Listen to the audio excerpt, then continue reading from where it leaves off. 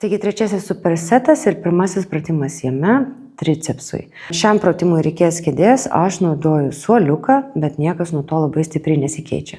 Svarbu, kad kėdė ar bet koks kitas pagrindas būtų stabilus bei prispaustas prie sienos tam, kad neišslystų. Taigi atsispaudimai tricepsui. Atsisėdam ant kėdės krašto, rankos irgi padėtos, o taip delnais atsiremiant ant krašto. Kojas pastatome tiesias. Dabar pasiremėme save į viršų, prilinkėme kojas ir patraukime sėdmenis nuo suoliuko. Leidžiame žemyn kiek įmanoma arčiau išlaikant korpusą, kojytės lieka tokios prilenktos ir grįžtam. Leidžiamės kuo arčiau kėdės ir grįžtam. Lėtai leidžiamės, gražiai išsispaudžiam. Dabar šiame pratime svarbu, kad alkūnės nekeliautų į šalis, alkūnės keliauja tiesiai atgal nuo savęs ir neleisti užsiriesti va taip po pečiams, išlaikyti krūtinę priekį.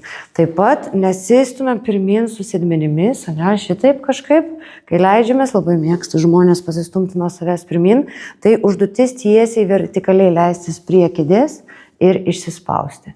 Atlikti numatytą pakartojimų skaičių arba tiek, kiek išeina, bandyti pakartoti 3 kartus.